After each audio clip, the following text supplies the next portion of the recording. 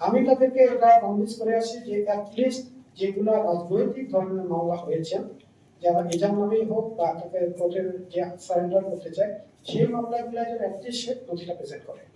এটা আমি আজকে বলে দিচ্ছি, ইনশাল্লাহ তারা করবে।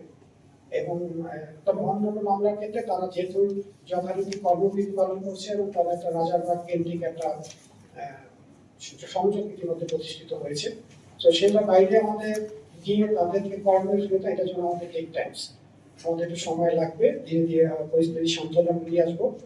আর আশা করি যে সমস্ত মামলাগুলো রাজনৈতিক বা যেগুলো ছাত্রদের জামিনের বিষয় আছে বা রাজনৈতিক নেতৃত্বের, একটি সেই মামলাগুলো প্রতিজন উপস্থাপিত হয়।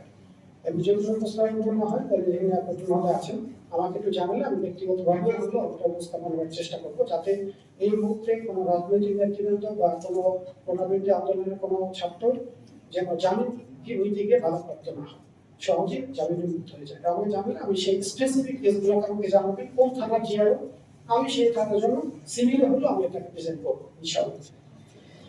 আর কমিউনিটির কথা বললামই, এটা এখন তারা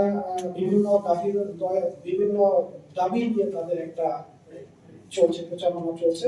সো ফোর্সের বিষয়টাকে আমাদের ধৈর্য ধারণ করতে হবে, ধৈর্য ধারণ করে ধীরে ধীরে আমাদের এটা পরিস্থিতি নিয়ন্ত্রণে আসতে হবে।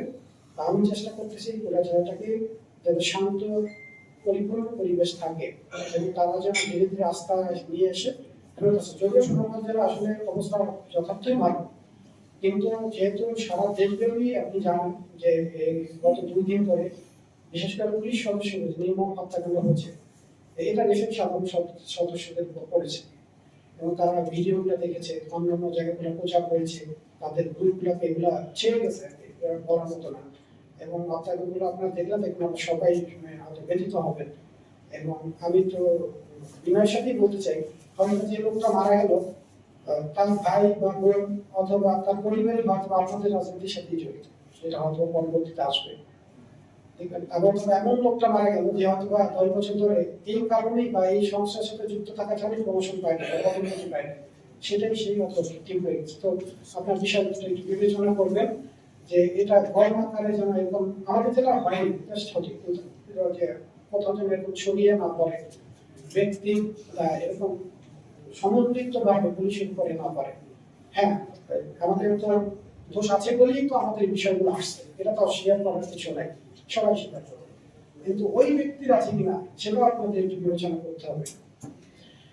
ভবিষ্যতের বিষয়টা আসলে আমাকে একটু সময় নিতে হবে এবং ইউজ অফ ফোর্স অফ যারা বলছে আননেসেসারি ফায়ার বা ভাঙচুর, এটা কিন্তু যে এক ব্যবস্থা নেই বা থানার কার্যক্রমই তো বর্তমানে একদম স্টপ।